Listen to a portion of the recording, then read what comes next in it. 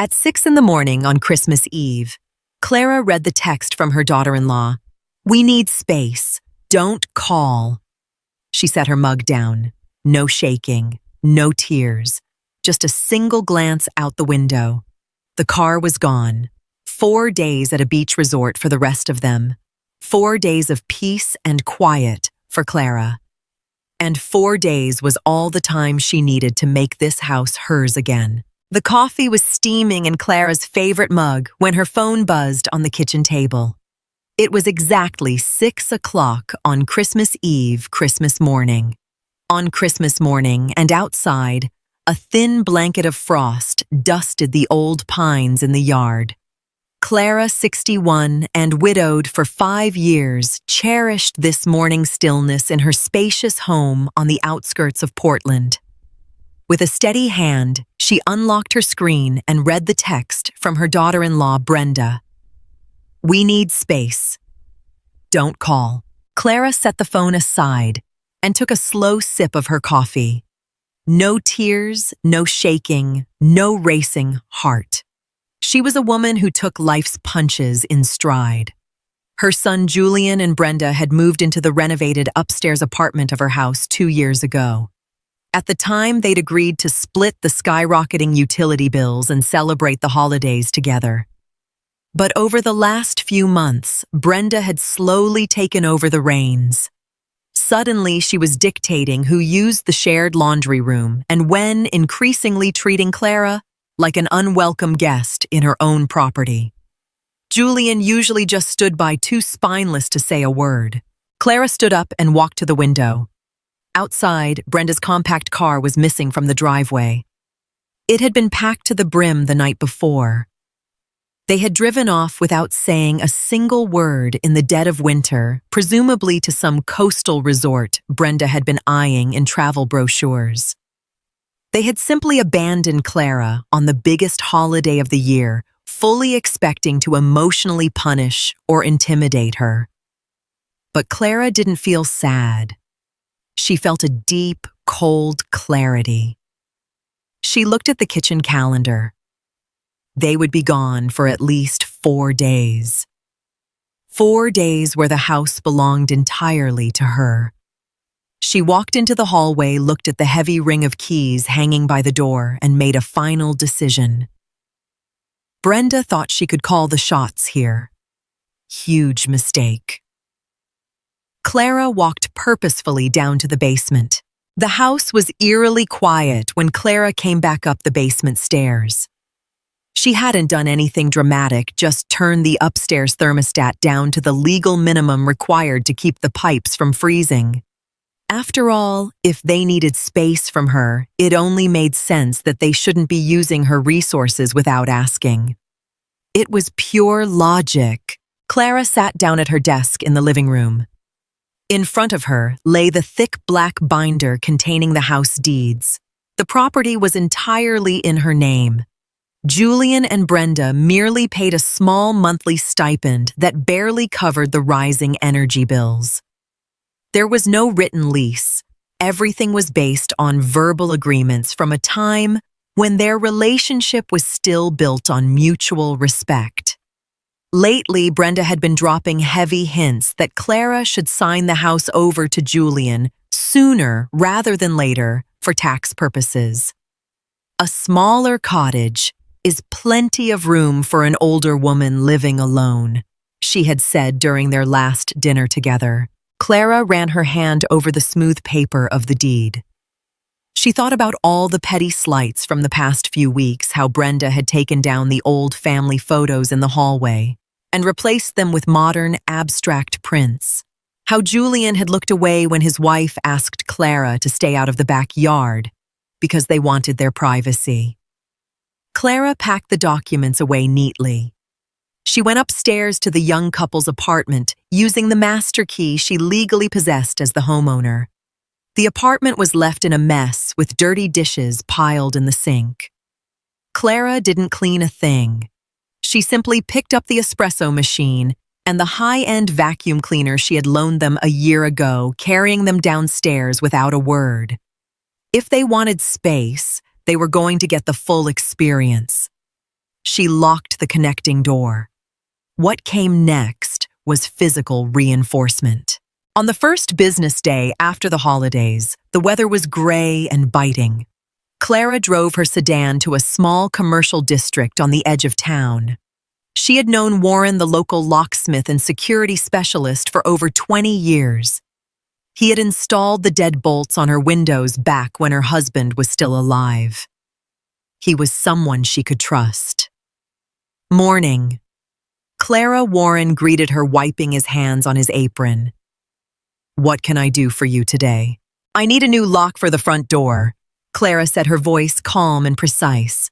"And 3 new cylinders for the interior connecting doors. Ideally, a modern system where the keys can't be copied without a security card." Warren nodded, asking no questions. He knew the dynamics of plenty of families in town and recognized when it was time to take action. "I've got an opening this afternoon. I'll swing by and take care of it for you." The upgrade cost a pretty penny, about $1,200. But Clara paid in cash from her personal savings, which she kept completely separate from the emergency joint account she had once shared with Julian. She had already closed that account via online banking the day before transferring the remaining balance to her private fund. Julian hadn't contributed a dime to it anyway.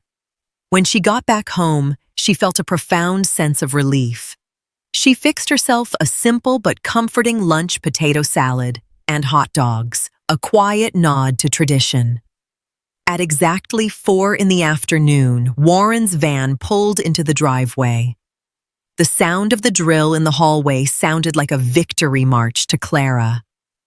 Every new lock separated her privacy from her daughter-in-law's sheer entitlement. When Warren left, he handed her 5 shiny, heavy keys. The click of the deadbolt sounded absolute. The next step was rearranging the space. On the 3rd day of their absence, Clara turned her attention to the basement. It was a large, dry space divided into several sections. Up until now, Julian and Brenda had used it to store their winter tires, old furniture, and boxes of clothes they didn't need. They had completely hogged the communal space, leaving Clara with barely any room for her own gardening tools and pantry supplies. Clara pulled on a pair of heavy-duty work gloves. She grabbed several empty moving boxes she had kept in the shed and systematically began clearing everything that didn't belong to her out of the shared laundry room and hallways, moving it all into the kids' designated storage unit. She labeled every box clearly with a thick black Sharpie: Brenda's winter clothes, Julian's tools. In the process, she stumbled upon an old box of her son's keepsakes. There were letters from his school days and drawings he'd made for her as a little boy. For a fleeting moment, Clara paused, feeling a pang of nostalgia. But then she remembered the look on his face last Thursday, that blank, cowardly stare, when Brenda forbade her from roasting a chicken on Sundays because the smell drifted upstairs. The nostalgia evaporated instantly. Clara stacked the boxes neatly right up to the ceiling of their small storage unit. When she was finished, she locked that basement door too with one of her new keys.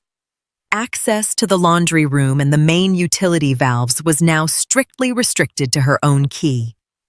She went upstairs, washed her hands, and checked the clock. Tomorrow, they would be back from the resort. Her phone sat silently on the counter. No text, no call. They truly believed she was sitting alone at the kitchen table, crying her eyes out. Clara smiled coldly and reached for a notepad.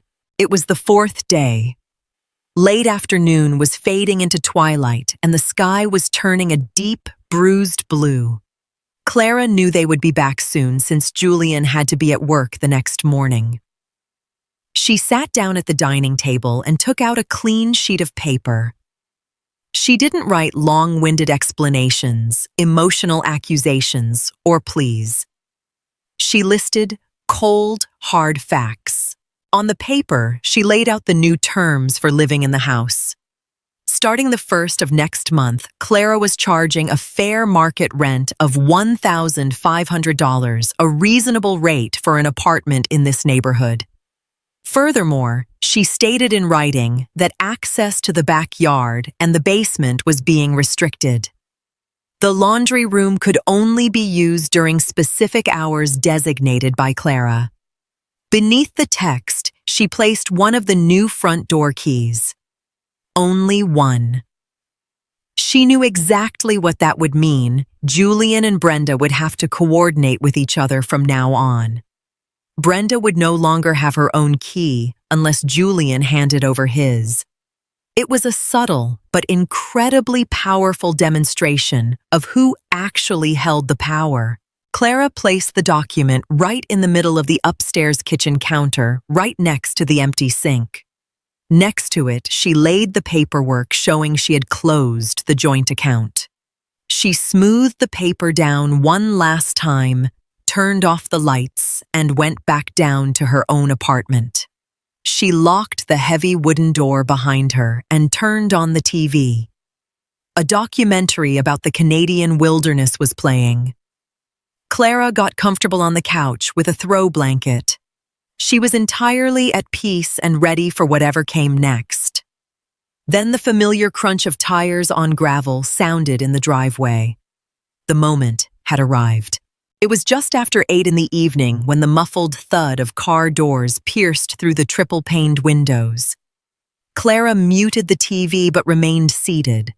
She heard footsteps on the gravel path, followed by Brenda's loud, echoing laugh, which cut off abruptly when the key failed to turn in the front door lock. There was a frantic jiggling of the doorknob. Again and again, someone tried to force the old key into the cylinder. Then the doorbell rang. It was a long, impatient buzz that shattered the silence of the hallway. Clara didn't move. She waited exactly 2 minutes until the ringing turned into a heavy pounding on the wood. Only then did she stand up, smooth down her clothes, and open the door, just a crack, secured by the brand-new heavy-duty security chain. Outside stood Julian and Brenda, both looking lightly suntanned but sporting deep frowns. "What's going on, Mom?" Julian demanded, visibly upset. "Our key doesn't work." "What did you do to the lock?" Brenda shoved her way to the front, furious. "Have you completely lost your mind? We just get back from vacation and you lock us out in the freezing winter. Open this door right now." Clara looked at the young woman with absolute composure. Her voice was quiet, but incredibly firm. "Good evening. You wanted space and asked me not to call. I respected your wishes. Since you were away, I took the opportunity to update the home's security measures." "Take the chain off, Mom," Julian pleaded. "You can use the side entrance through the patio to go upstairs," Clara said matter-of-factly. "The connecting door is unlocked. Everything you need to know is on your kitchen counter. Good night." She closed the door. It didn't take long before Clara heard heavy footsteps pounding above her head. She went into her kitchen and made herself a cup of chamomile tea. She could hear Brenda pacing upstairs, doors slamming and voices rising in volume. The subflooring of the house was well insulated, but when Brenda screamed, it cut right through the ceiling. They had found the note. Clara sipped her tea. She imagined Brenda reading the terms, seeing the rent demand, and realizing there was only one key on the counter. Suddenly, the phone on Clara's counter started ringing. It was Julian's number. Clara let it ring. Twice, 3 times, 4 times. On the 5th ring, she declined the call and put the phone on silent. Suddenly, there was a loud pounding at the interior connecting door in the stairwell. Julian rattled the knob desperately. "Mom!" "Open the door. We need to talk." "What is this bull about rent, and where is our stuff from the basement?" Clara walked up to the door, but didn't unlock it. She spoke calmly through the wood. "Julian, it's almost 9 o'clock at night. I am not having this discussion at this hour. Your personal belongings are neatly packed in your designated basement storage unit. The key to it is next to your house key. If you don't like the new terms, you are entirely free to find another place to live. You can't do this, Brenda yelled from the background. We have a right to live here. You live here on my dime, Clara replied coldly. And that ends now. We will talk tomorrow at 5 in the evening, not a minute sooner. With that, she walked back to the living room and finished her tea. The next day passed in an icy, suffocating silence. Julian left early for work. Clara heard his car pull out at 6 in the morning. Brenda stayed upstairs. She didn't come down once, likely out of pride, or because she didn't have a key to lock the front door behind her if she left. At exactly 5 p.m., Clara sat at the large dining table in her living room. She had set up 2 chairs directly across from her. There was a knock at the inner door. Clara stood up, unlocked it, and let Julian and Brenda in. Julian looked exhausted with dark circles under his eyes. Brenda stood with her arms tightly crossed, a defiant glare plastered on her face. "Sit down," Clara said, gesturing to the chairs. She remained seated herself, hands resting calmly on the table. "This is extortion, Clara." Brenda snapped, immediately refusing to sit. "You can't just demand rent out of nowhere and take away our keys. We're family." Family. Clara repeated the words slowly. Family doesn't send a text message on Christmas morning to leave an older woman entirely isolated while they go off to a luxury resort. Family respects each other's property. Julian lowered his head. Mom Brenda was stressed out. "But the money, you know we're trying to save up for a new car. Your financial priorities are no longer my concern," Clara told her son. "I have carried the brunt of your living expenses for years. That's over. Either you both sign the rental agreement by tomorrow night and pay the first month's rent retroactively, or you need to pack up and be out by the end of the quarter." Brenda let out a bitter laugh. "And if we don't leave, what are you going to do? Evict us?" Clara looked Brenda dead in the eye. There wasn't a hint of hesitation or fear on her face. She had anticipated this exact reaction. She knew women like Brenda. They relied on the weakness and good nature of others to bully their way through life. If you don't pay, and you don't leave, I will sell the house. Clara said, her voice as cutting as the January wind outside. I already spoke to a real estate agent this morning. The market in this neighborhood is incredibly hot. There's an older couple looking for exactly this kind of layout. I'll take the proceeds, buy myself a nice, low-maintenance condo downtown, and use the rest of the money to travel. Julian bolted upright, panicked. You can't do that. This is Dad's house. It is my house, Julian, Clara corrected him gently but firmly. Your father and I paid it off together.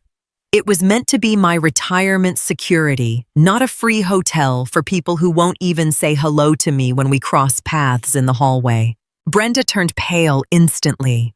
It finally clicked that Clara wasn't bluffing. There were no legal loopholes for them to exploit here. Without a lease and without property rights, they were completely powerless. If Clara sold the house, they would be out on the street and their new car fund would be completely wiped out by security deposits and moving fees. We need to talk about this, Julian stammered, tugging at Brenda's sleeve. You have until tomorrow at 6 o'clock, Clara said. Either the signed agreement is in my mailbox or the realtor comes by for the first walkthrough on Saturday. You may go now. She opened the door. New Year's Eve was completely tranquil. Outside, you could hear the occasional pop of early fireworks from the neighbors, but inside the house, the atmosphere was pleasant and peaceful. The signed document had been dropped into Clara's mailbox the night before, right on time at 5 o'clock, signed by both of them without a single extra comment. The first rent payment had already hit Clara's private bank account via an instant transfer. Clara stood in her clean kitchen, preparing a quiet dinner for one. She had bought a fresh piece of salmon and poured herself a glass of crisp white wine. She looked out the window into the dark garden. The power dynamic in the house had been permanently recalibrated. Upstairs, things had become remarkably quiet. Whenever Julian or Brenda used the shared hallway, now they did so quietly, carefully, and politely. They had finally realized that their comfort depended entirely on Clara's goodwill, and that her goodwill came with strict, unshakable boundaries. There probably wouldn't be any warm hugs or big emotional family gatherings anytime soon. But Clara was perfectly fine with that. She had no use for a fake closeness built entirely on self-interest. She had reclaimed her peace and her self-respect, and that was the most valuable gift she could have ever given herself. Taking her glass, she walked into the living room and settled into her armchair. Her phone lay on the side table, silent and undisturbed. She was the master of her own home, independent and free. As the clock struck midnight and fireworks lit up the night sky in vibrant colors, Clara raised her glass to her own reflection in the window. The new year was going to be run entirely by her rules.